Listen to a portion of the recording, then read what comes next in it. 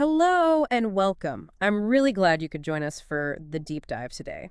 We're getting into something pretty significant, the new UK-India Free Trade Agreement that's just been signed. We've gathered quite a bit on this, and our plan is, well, to unpack the key aspects, look at the potential impact, and see what it really means. Thank you for watching Westferry Times. And to help us navigate all this, we have Dr. Raj Patel with us. He's a leading expert in international trade and a senior fellow at the Global Trade Institute. A very warm welcome. Thank you. It's great to be here. Okay, so this UK-India Free Trade Agreement, it's certainly making headlines. Could you maybe give us the big picture? What does it actually involve? Certainly. So this agreement, it was finalized back on May 6, 2025. Fundamentally, it's about strengthening the economic relationship between the UK and India. How? By reducing barriers to trade. The main thing here is the tariff reductions. They're quite substantial. India is set to cut import duties on about 90% of UK product lines. 90%, okay. And the UK is actually going a bit further, planning to eliminate tariffs on 99% of goods coming in from India. 99%. Wow, those are really big numbers. What does that translate to in terms of, actual trade volume? What are the expectations? Well, the forecasts point towards a pretty significant increase in trade between the two countries.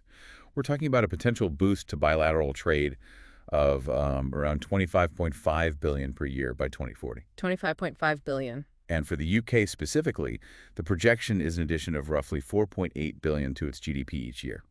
That's a serious economic boost. So what pushed this forward? I mean, what were the main goals for the UK and for India? For the UK, a big part of this is definitely the post-Brexit context. There's a strategic goal to, well, diversify trade partners beyond the EU. And India, with its absolutely massive and growing market, is, a very appealing prospect for building these new relationships. Right, finding new avenues makes sense. And from India's side, what was their angle? For India, it's really about getting much better access to the UK market. This is important for their whole export-driven growth strategy. It helps create jobs in key areas like manufacturing, agriculture, basically using trade to fuel domestic economic development. Okay, so that's the overall framework. Let's maybe drill down a bit. The UK whiskey industry, for example, seems very keen on India. What's changing for them? Ah, yes, whiskey. This is a really interesting one. India is, believe it or not, the world's largest market for whiskey by volume. But UK producers have faced these incredibly high import tariffs. We're talking 150%. 150%. Goodness. Exactly. So this agreement is a major breakthrough. Immediately, those tariffs are set to drop to 75%. Halved, just like that. And then over the next 10 years, they'll gradually decrease further down to 40%. 40% is still quite high compared to some markets, but I mean, compared to 150, that's a massive shift, isn't it? What does that mean strategically? Oh, absolutely. It makes Scotch whiskey much, much more competitive and accessible for Indian consumers. You can see it really shaking up the premium drinks market in India. More competition, potentially new types of products emerging, and of course the potential for UK exports to really increase is, well, huge. Okay, from spirits to steel boxes, cars. What about the automotive sector? What does the deal mean for them? The car industry is another area set for big changes. India is going to reduce its import tariffs on UK-made cars from, well, often over 100%, right down to 10%. 10% from over 100. That sounds dramatic. It is, but there's a key detail here. It operates under a quota system. Ah, a quota. So it's not unlimited access at 10%. There's a cap on the number of cars. You know how big that quota is? The precise numbers for the quota aren't always spelled out in the initial reports, but the principle is clear. Even with a quota, moving to a 10% tariff is a huge step compared to what was there before. It gives UK car manufacturers a real chance to get a foothold, to compete more effectively in India's growing market, especially, for those higher-end vehicles. It definitely boosts their competitiveness. Okay, so potential wins for UK whiskey, a more open, though controlled door for UK cars. What about the other way around? Which Indian sectors really stand to gain from the UK dropping tariffs on 99% of goods? That's right. It's definitely not a one-way street. With the UK removing tariffs on almost everything from India, there's a wide range of industries looking at some very positive prospects. We're talking major sectors like textiles and clothing, leather goods, many agricultural products, various engineering goods too. These are all really important for the Indian economy and employ a lot of people. So it sounds genuinely reciprocal then. Real potential for economic benefits and, crucially, job creation in India as well. Precisely. Better access to the UK market means potentially higher export volumes for these Indian industries. That drives growth, encourages investment, creates jobs. It's a chance for them to really expand their reach into a major market like the UK. Now, trade today isn't just physical stuff crossing borders, is it? What about services and people moving for work? Does the agreement touch on that? You're absolutely right. Services are critical. And yes, the agreement does address this. There are specific parts aimed at making services trade easier and improving mobility for professionals. Huh. We should see smoother processes for Indian professionals, think IT, finance, engineering, to get UK work visas and operate here. That could definitely inject more talent into certain UK sectors, couldn't it? It could. And there's something else quite specific called a double contribution convention. Okay, what's that?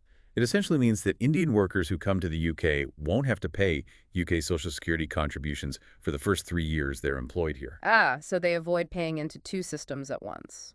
Exactly. It reduces the financial burden quite significantly, making working in the UK potentially more attractive for skilled individuals.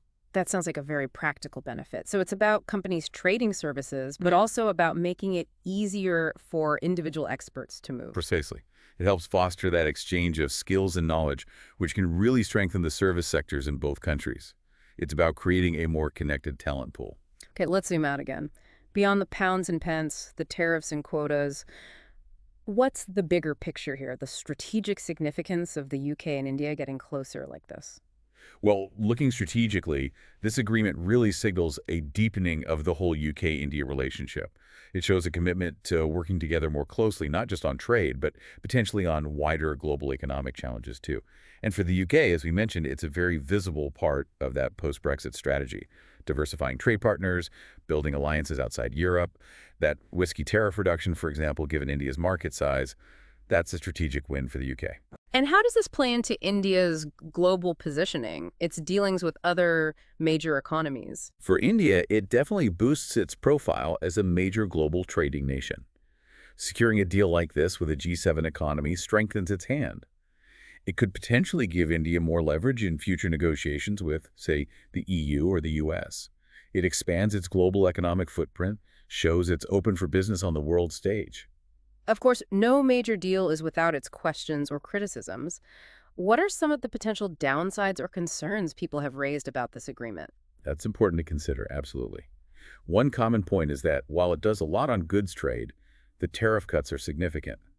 Some argue it might not go far enough for the UK's economy, which is, heavily focused on services. So the criticism is that the focus on goods doesn't fully unlock the potential in areas like finance, legal services, tech consultancy. That's one line of argument, yes. That the really complex barriers and services haven't been tackled quite as comprehensively as the goods tariffs. There are also the usual questions about implementation. How quickly will all this actually happen? And will the benefits be spread evenly, across different regions, different sizes of businesses, both in the UK and India? Making sure small businesses aren't left behind, for instance. Exactly. Ensuring that the positive impacts are widely felt and not just concentrated in a few specific sectors or regions. That's always a challenge with these big agreements. It certainly sounds like there's a lot of potential here, but the proof will be in the pudding, so to speak. Effective implementation seems key. Absolutely. The real success depends on how effectively businesses and governments in both countries adapt and actually use the opportunities this agreement creates. It's the start of a process, not the end. Well, this has been incredibly helpful in understanding the nuts and bolts and the broader context of this UK-India free trade agreement. Thank you so much for sharing your insights with us today. My pleasure. It's certainly a major development, and as you say, it will be fascinating to see how it all plays out over the next few years. And thank you, our listener, for watching Westferry Times and joining us for this deep dive. We hope it's giving you a clearer picture of this important agreement. Stay curious, keep asking questions, and we hope you'll join us again for our next exploration. Goodbye for now.